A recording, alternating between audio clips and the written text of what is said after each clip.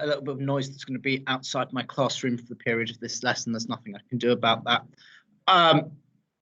So we are now in a position where we've got not only our external students, but I'm also recording this for a class that will be self-isolating during the period that this lesson would normally take place. So to both classes, welcome. I am very, very sorry that this can't be a lesson conducted in the flesh. So let's, we're going to talk today about post-colonialism. And so we are still going to do that. This is the PowerPoint. I'm going to talk you through it as we go along. So there are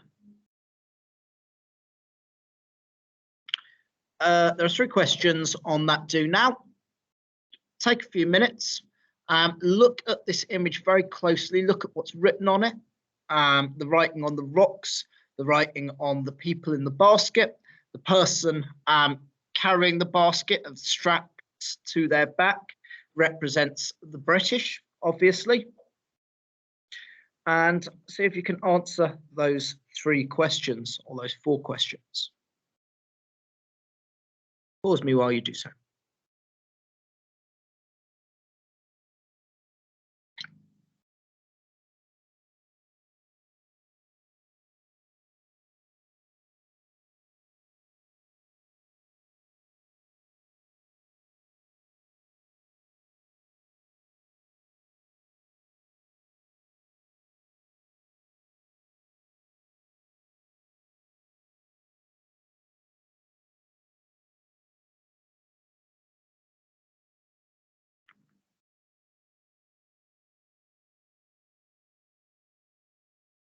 Okay, right, let's return. So obviously we can see a man representing the British carrying a group of non-British people in a basket. These people are racial stereotypes representing different nations or peoples. So you can see the black man with bones through their ears and the portrayal of having very thick lips represents Zulu.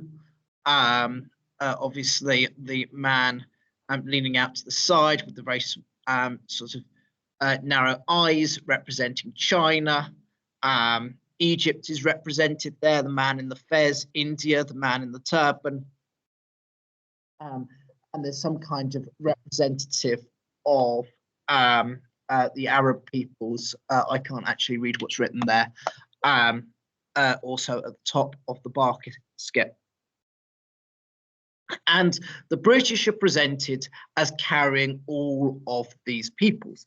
Now, all of these peoples, of course, are peoples of the empire, peoples of the Second British Empire, places that Britain colonized.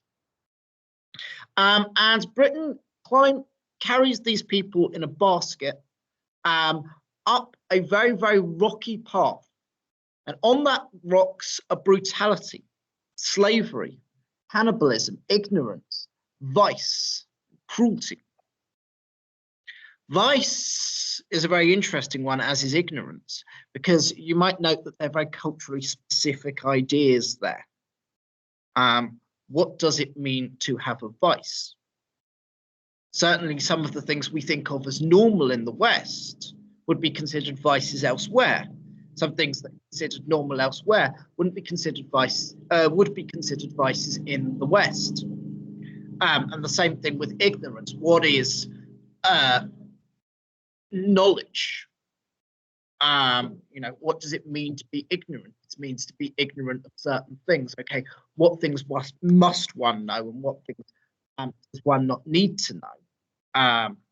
That depends on the society in which one lives. It depends on the culture.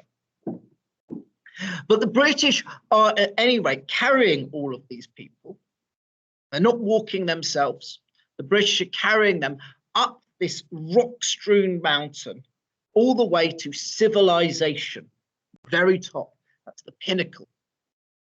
civilization is, of course, the ultimate goal, but also the thing that is the most culturally specific concept of all, perhaps.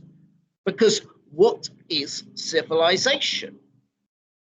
Is there unarguably one path to one thing that we call civilization? Well, perhaps there's not. The British could carry these subject people to Western civilization, to British civilization, but that is perhaps not the only form of civilization. To suggest that those who are not experiencing Western civilization are not civilized is a very problematic assertion. And of course, the non-British people presented here not only through these visual racial stereotypes, but also they're presented as lazy hangers-on who don't want to climb to civilization, won't put the effort in to climb to civilization. Why might they not want to climb to civilization? Perhaps because they disagree about what civilization is, because they have a different cultural lens in order with which to view that concept. And of course, note that some of them are looking backwards towards the path from where they came from. Now, this presents colonialism, and West Hatch students will have talked about colonialism in talking about the sign of the four. The rest of you might have encountered this idea before, as being an inherently good thing, positive. What it is it's a rescuing of people from the bottom of this mountain and dragging them to the top of this mountain. And dragging them to the top of this mountain, they are giving them civilization. That's a perspective on colonialism which we probably would be very unlikely to share now. So let's remind ourselves of what colonialism is. Now, in colonialism,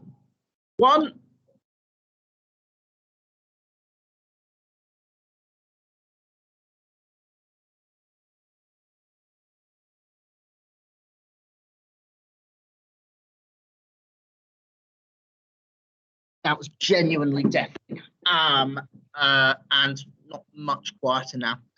In colonialism, one dominant country claims another country by force.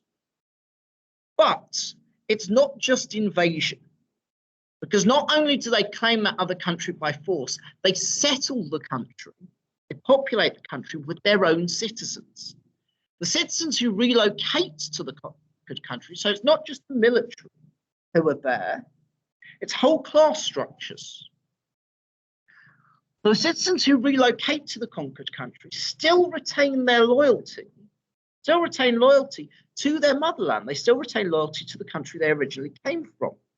And they keep their cultures and practices, their religion, what they have as an idea of what it is to be civilized.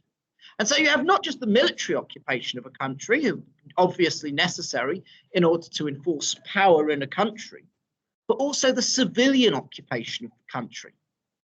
Both of those things combine to form colonialism. Now, it doesn't matter where you are in the social hierarchy back at home, and a lot of the people who colonized the British empires were members of the working class. They were laborers who were needed for skilled labor. So, for example, all of the engineers and even down to track layers who built the British railroads, who were necessary built the Indian railroads, who were necessary in training and running the native work crews on Indian railroads. They've all been working class people. It doesn't matter where you are in the social hierarchy of your own country, you automatically de facto become the ruling class of the place that's colonized, because you have the racial identity and the cultural identity with the most powerful in society. And because all of these people. And, these are typically, in our experience of colonialism, these are the white people. They create the standards by which the natives of the country view as the upper class, or the prestigious, the bourgeoisie standards that they aspire to. And so those who are colonized end up adopting the language, the culture, and the practices of the colonial rulers. They do this in order to get ahead in life. Those who do this more successfully, those who speak English to a higher standard, those who play a better game of cricket, those who have the right table manners, adopt high tea, they will gain higher social standing. They'll gain more affluence and they'll gain more privilege. So there's an advantage to adopting the manners and practices of the colonizer. Now you can see some images taken from the Edwardian era of colonialism in action. The second one down, I'd draw your attention to, especially anyone who's studied an Inspector Calls, because you'll note that Edwardian dress that they're all wearing is very much the upper middle and upper class dress of this particular era. And it's perfectly well suited to England, but it seems so obviously out of place in their setting, which of course is in India. And have a look at the servants, what they're wearing. This would have been, and they are sitting down for tea. It's quite bright. It would have been swelteringly hot in those clothes. But not only are the men wearing tailcoats, they're also wearing waistcoats under them. They're not doing this for any sense of comfort. They're doing this because this is the class signifier. This is what it means to be British. And they identify themselves by their Britishness. And underneath that, you'll see the image of the 4 black Africans carrying a white man. Now, when we talk about colonialism, we're largely focused on the acts of European powers. Every power in the entire history of civilization, of any civilization, has colonized. And more recently, we're talking about the USA. China is a colonial power and emerging colonial power. We're not talking about them because it hasn't influenced the literature in English to any great extent at the moment. It will probably come to do so. And those powers combined, Europeans and Americans, have shaped the world into one in which Christianity is understood. No nation on earth that doesn't understand the concept of Christmas, even if they are not Christian. The world's trade is conducted in London and New York. African nations who trade with each other trade via banks in the city of London. English is the dominant language of everything. The sea, the sky, trade. And every major international sport was invented in a British boarding school. Football, rugby, cricket. And that's one empire, one act of colonialism, or several acts of colonialism under one umbrella, completely changing the fabric of the world and shaping the world in British image, particularly, European image more generally. Now, if you're, and this gives one particular asset and one particular advantage, which is in pub quizzes. So if you are asked a geography question in a pub quiz, capital cities, islands, districts, towns, cities, mountains, lakes, parks, anything else in the world, specific location or specific name of it, and you don't know the answer to what it's called, guess Victoria. There is a greater chance that it's Victoria than anything else. And there is a greater chance that it's Victoria than anything else because, of course, so much of the world was colonized by England, and there was usually during the Victorian era, and there was a tendency to name all of the prestigious big things, the mountains, the lakes, all of that after Victoria. I've got a poem that that image accompanies. It's not the full poem. The full poem's quite long, and you get the gist after 5 stanzas at the very least. It's an interesting presentation of colonialism. This is a poem that Rudyard Kipling, actually writes to the Americans. The idea of the Americans having duties as a newly emerging colonial power, at the same time the British Empire is drawing down. Bits of it are, there are multiple independence movements. A lot has already become independent. Britain's losing a lot of former colonies, giving up several. And look at how it presents colonialism as a grim but necessary duty. And this is one of the things. Colonialism isn't just bad for the colonized. In some ways, it can be very bad for the colonizers.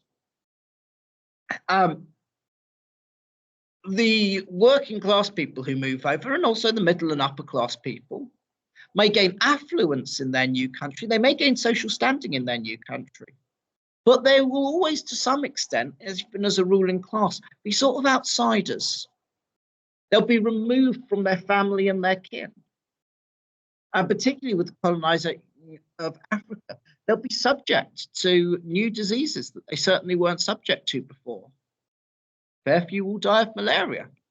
Many will die of other deaths that English people would have easily avoided back at home. And they'll suffer some form of hardship, even as the rulers. And the attitude of the colonizers will be shaped by that. But have a look at how the poem presents those who choose to colonize other lands. It's voluntary. How the colonized people are presented as being in need of colonizing, and how challenges to colonialism by the colonized are addressed, and not just by the colonized. Colonialism became controversial. It certainly was by the time Kipling was writing White Man's Burden. That's why he felt the need to defend it in this way. So have a look. Give yourself a couple of minutes. Pause me.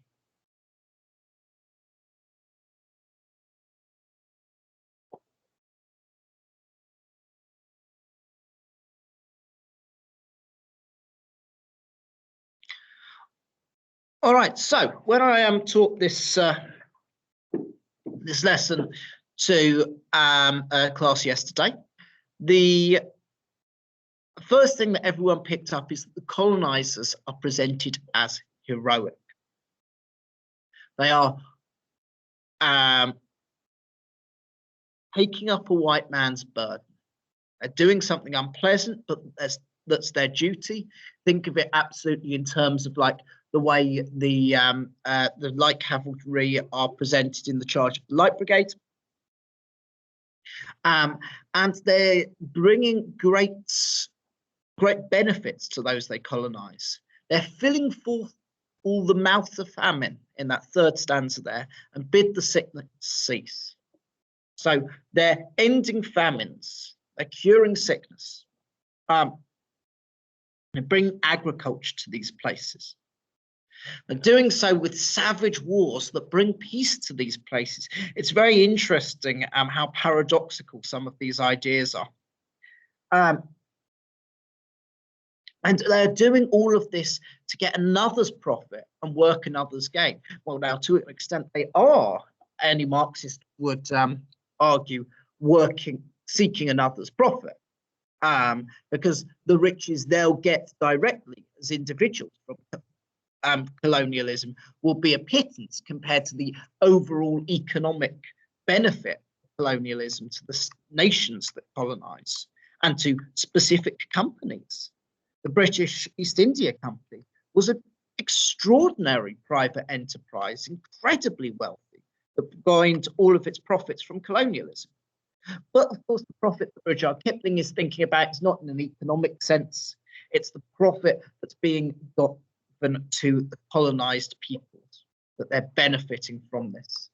And all of this work of the colonizers, the white man, their burden, it's all working another's gain.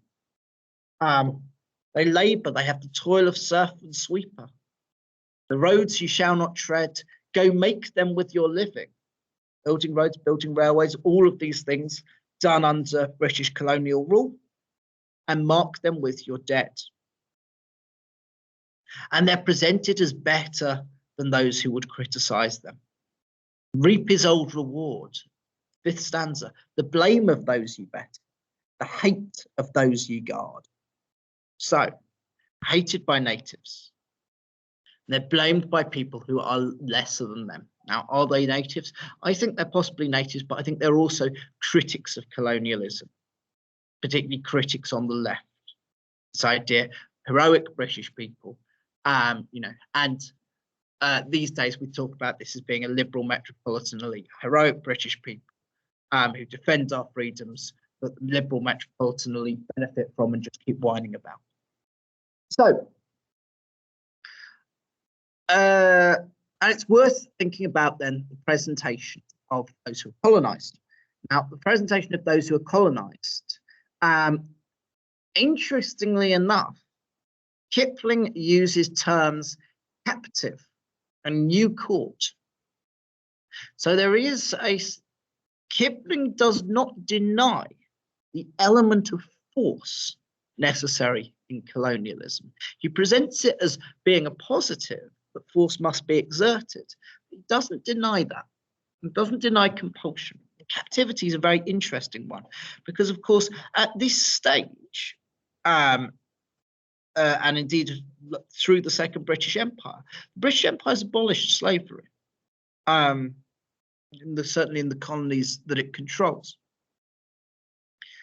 And so Kipling, using terminology that seems to be very redolent of the ideas of slavery, suggests a level of awareness of what the actual force and level of compulsion is that he could easily deny or gloss over. They're doing. So the captives had needs. They're sullen peoples. They're moany. They're miserable. They're half devil, half child. Devil's very interesting because, of course, devil, in terms of anything pre-19th century, is connected with the idea of black skin. The traditional depiction of the devil isn't red; he's black.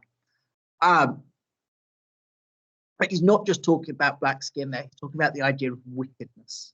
The people they capture are in some way, people they colonize are in some way evil and wicked. This is a key idea here. And of course, not only that, they're also half child. They don't know what's good for them. And they need to be made to do things. And like any child, they will try and fight things that are in their own best interests. And so you have to work around, overpower their tantrums. And of course, they're heathens. Watch sloth and heathen folly. They're lazy, slothful, and they are silly, folly, you know, stupidity, and they're heathens. They're not Christians. And all of these present them as being in need of colonization because they won't do it for themselves. They won't get themselves to civilization. They need the white man's rule in order to do that. Even as you do it, they will complain, why brought ye us from bondage, our loved Egyptian night? They want to suffer in their ignorance, in their tyranny. And so, like children, you simply have to sometimes lay down the law because you know what's best for them. Now, there are challenges to colonialism that are in this poem. As I say, colonialism was controversial. This is an argument for colonialism, which is only made when there is an opposition to colonialism. And so those arguments, those challenges, obviously, the challenges include the suggestion that the colonized are ignorant, they're childish. The wars that are fought, the colonial wars, are being fought for peace. They're necessary. Of course, the ongoing thing, the colonized don't know what's best for them, but the white man does. So we talked about what colonialism is then. So what is post-colonialism? Post-colonial theory looks at the idea of power, economics, politics, religion, culture, literature, how they're shaped by the legacy of colonialism, by the legacy of those thoughts and those actions. The legacy impacts both the colonizer and the colonized. Post-colonialists would argue that there's no aspect of society or literature here or anywhere in the world that is not in some way shaped by the experience of empire, and largely the European empires. So in the Western sense of the term, if we think about our empires, there's a universal whiteness. That whiteness is considered a default. Most of the world's population aren't white. And yet, if you think about, what is signposted as the generic form of a human, that form is always white. All non-white people are considered to have deviated from that norm of whiteness. And even when someone, and this, this is a post-colonialist interpretation, even when someone is attempting to be anti-racist, they're still viewing the world through this lens. But even positive portrayals of non-white people are shaped by the cultural understanding of universal whiteness. So where colonialism is presented in a negative light, for example, in Joseph Conrad's Heart of Darkness, the colonizers are actually presented as having in some way lost their whiteness. They've descended to the level of Africans. This is the idea that to be white is innately better than to be African. So when colonialism is barbaric, these people haven't acted as they have out of their whiteness. They've moved away from their whiteness in order to be no better than the black people that they conquer, they colonize. Of course, and this conception goes through an awful lot of what were texts that challenged racism through the 19th and early 20th century, even later half of the 20th century. But of course, actually, if we think about them, they're still based on conceptions, on ideas that are racist. And these ideas have been planted into our common understanding of humanity because of the process of colonialism, because of the belief in what critical race theorists would term structures of white supremacy. The key concept here, this is a second wave feminist concept as well. We haven't really discussed it talking about second wave feminism, is the power of naming. So the words we assign to things and the power that we have over language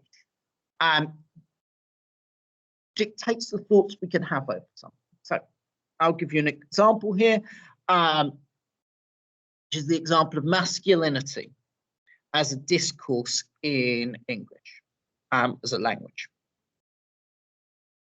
Man and mankind are the default state of humanity. It's one small leap for man, one small step for man, one giant leap for mankind. Things that we do for man, for men. And then women are considered to be a subset of men. In fact, the etymology for woman is that a woman is a man, suffix man, but a man to be a wife or a man to have children, a womb man or a wife man in Anglo-Saxon. So women are just this subset, this little bit below men, and men are default, men are normal.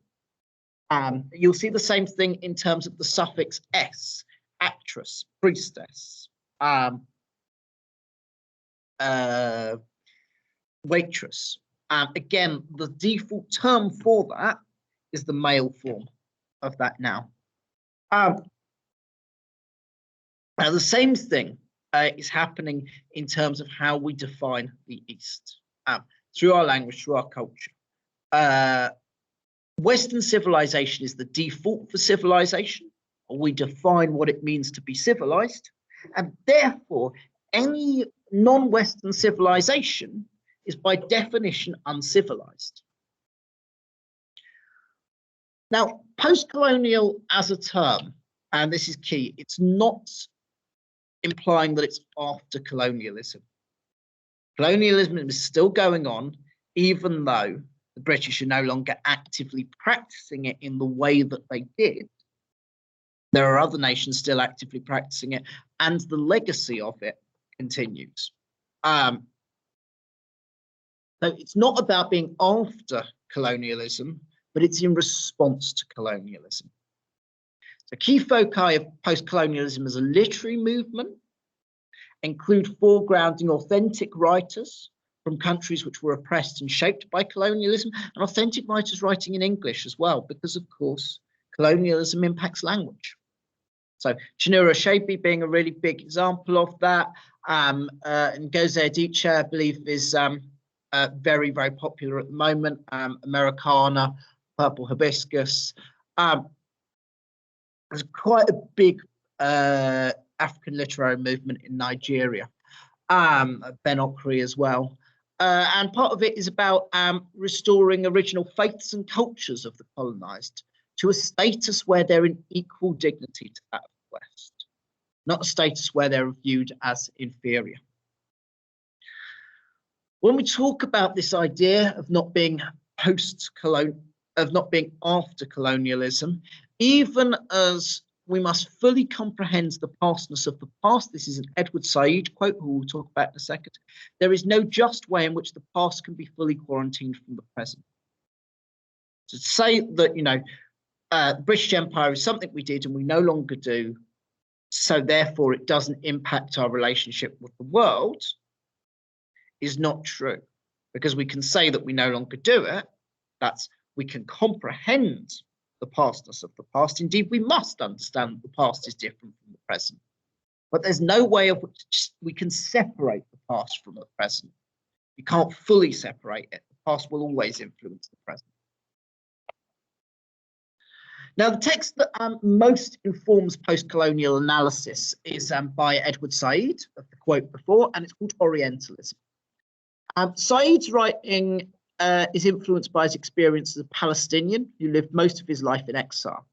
Orientalism looks particularly at the racial stereotypes that characterize colonized people as a mysterious and untrustworthy other. And it's worth talking about what Said means by Oriental and Orientalism. Now, when we talk about Oriental, we tend to mean East Asian, China, Japan, that kind of region, Far East. That's not what it means when Said uses that term. It's everything you could define as the other, the exotic. So it will include India, it will include all of Africa, it will include all of Asia, it will include everything that's not really white and European and Western in our sense of Western. And what is the Orient? Who are the Orientals? Depends on which culture is telling the tale, and how we, you know, the Oriental is always the other for the dominant culture. So, as I say, this is from Amardeep Singh. I think I've just misspelt his name, his first name, at Lehigh University. So sorry about that. Orientals are despotic and clannish. They're despotic when placed in positions of power, sly and obsequious when in subservient positions. So they're tyrants if you give them power. If you don't give them power, if they serve you, they will put shows of obedience, obsequiousness, but they will always be sly. They will always be untrustworthy. They will always be looking out for their own advantage. Orientals, so the stereotype goes, are impossible to trust. They're capable of sophisticated abstractions, but not of concrete practical organization or rigorous detail-orientated analysis. Their men are sexually incontinent, while their women are locked up behind bars.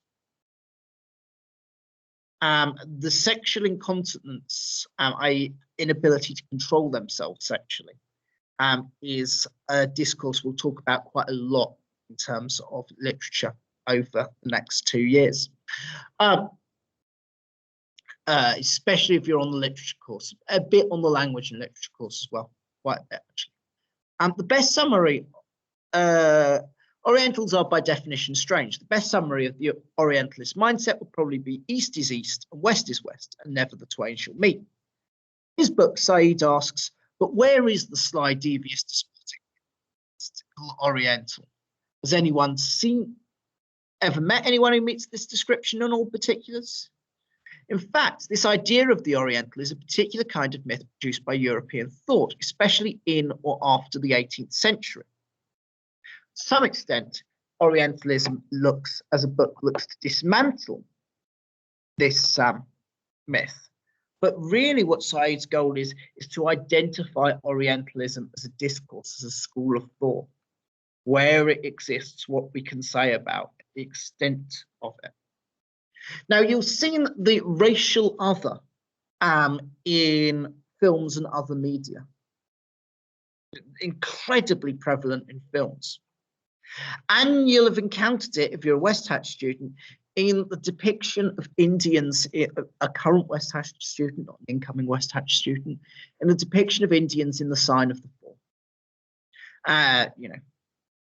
They are this common trope in Western literature and culture, presumably in non-Western literature and culture. Who is the outsider? Who is the other? Now, there's another trope that Said doesn't really talk about, but I think is part of post-colonial discourses. It's post-colonial anxiety. Now, in the bottom right-hand corner of that slide, you will see a map in which everything that is red is the British Empire at the point of which, where the British Empire started losing colonies. So it's the turn of the 20th century, early 20th century, end of the 19th century. And you'll notice there's an awful lot of red on that map. And a particular trope that appears strongly in the 19th century and continues to this day is that of reverse colonization, the fear of reverse colonization. So having colonized, and I'm talking particularly about the British here, having colonized and anglicized over a quarter of the earth, the formerly colonized people migrate and establish distinct communities in the colonizer's homeland. And the mechanism for this is really obvious, how this would work, which is effectively the British taught a quarter of the world that it was better to be British and how to be British. So we have a group of people who for some reason like cricket, who speak fluent English, who are acquainted, comfortable and familiar with aspects of our culture. And of course, they're set up to succeed in our society and to compete with British people in our society. And so, but in doing so, what actually happens is these people transform a white Anglo-Christian culture, which is the culture of Britain, not the culture of the empire, the culture of the colonized lands, but the culture of the colonizer's homeland, into one in which, and I've just misspelt there, I've just realized, in which their image is represented. And what was viewed as Britishness, which includes the concept of being white, which includes the concept of being Anglo-Christian, that concept is eroded. There becomes more than one way of being British. The mysterious foreigner of the Victorian Gothic novels and the immigration panics of today can both be viewed in the same way. They're in the way of the outsider gaining dominance over the indigenous people of Britain. Effectively, those we colonized, colonizing us in return. And it's undeniable that the bulk of immigration to Britain through the 19th and 20th century has been from places that were British colonies. And our cuisine, the food we eat, the incredible popularity of Indian-derived food, although it's not really authentically Indian food, if we look at it through that lens, it's shaped by both cultures. Indian-derived food, media, and culture are shaped by those communities. In that sense, reverse colonization has already happened. The image on the left is the largest Sikh temple in Europe, and of course it's in Britain. Middle, of course, is the Empire Windrush, the Caribbean community, but largely settled in London, but also the rest of Britain, the other cities particularly, and that's already happened. The music that we listen to is not music that was white. The food we eat, the media we consume, huge aspects of our culture. The popularity of Bollywood influences in British cinema, for example. So actually, what it means to be British has changed, and reverse colonization has been an influencing factor in that and continues to change. And it impacts our language too. So, and we have a term for this now, multicultural London English, MLE. MLE is particularly popular in London. It's why it's multicultural London English, but you'll have versions of it in Birmingham and Manchester, basically every particularly diverse community. And multicultural English is a hybrid language. It blends various Englishes of other cultures, other nations, and the various multicultural communities, and the home languages of the different ethnicities that make up the community that speaks it. So we'll now have it as fairly common for non-Muslim students to use wallahi as an intensifier, and especially when they're probably lying to you, especially when providing implausible sounding excuses for not having done homework. Wallahi is equivalent to swear down. Of course, it's not really equivalent to swear down. It's not really I'm telling you the truth. It's specifically I'm telling you the truth in a Muslim Arabic context. And yet non-Muslims will use it because it's a word that's entered into common usage in multicultural London English. This is, an impact of reverse colonization, arguably. So when we're applying a post-colonial lens to a text, it's worth asking, when we're analysing things through the concept, the prism of post-colonialism, it's worth asking these three questions. In fact, they're necessary. Who is the other in the text? Who does the text portray as being the other? If we have an other, we must have a dominant culture. Who is the dominant culture or mindset of the text? What is the dominant culture or mindset of the text? Who are we doing the seeing through? What do they think? Who has power in the text? Who doesn't have power? Doesn't have power is the other. And what's the intended message about the other? What are we supposed to think? What are we supposed to believe about these people who aren't the dominant culture and mindset of the text? This is a lens you can apply to an awful lot of literature, possibly all of it. Certainly post-colonialists would believe all of it. Let's have a task. Got this headline from the Mail Online. Now, it's a nice little multimedia resource. It's got a map on it, and it's got a 4 little examples of case studies, including Didsbury, where I can't quite read that, but I seem to recall it is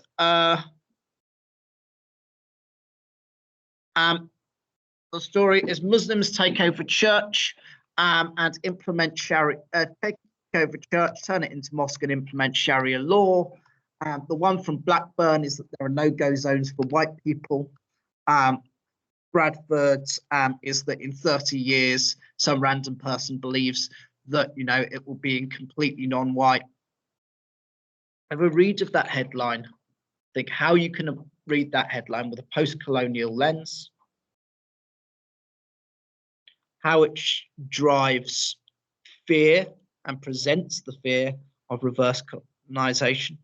And lastly, it's all about Muslims. Why are they those areas rather than London, Luton, or Birmingham, which are bigger Muslim communities?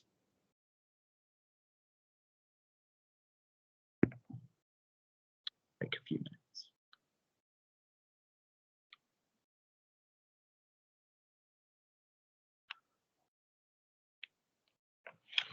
Okay, we can discuss that when we next see each other, or if you want to discuss it further with me, please email me. My email address is in the course handbook. Right. One last thing that I want you to do. I want you to read this article from Lehigh, where you'll find out whether I did misspell. I'm going to use Mr. Singh, but he might be he's likely to be Dr. Singh, isn't he? I don't think he's Professor Singh. Of Lehigh University. You'll find out whether I did misspell his name. Read it, take notes. You might decide that you want to read Edward Said yourself. You might not. Orientalism is quite long. And I look forward to seeing you all in December. Bye, everyone.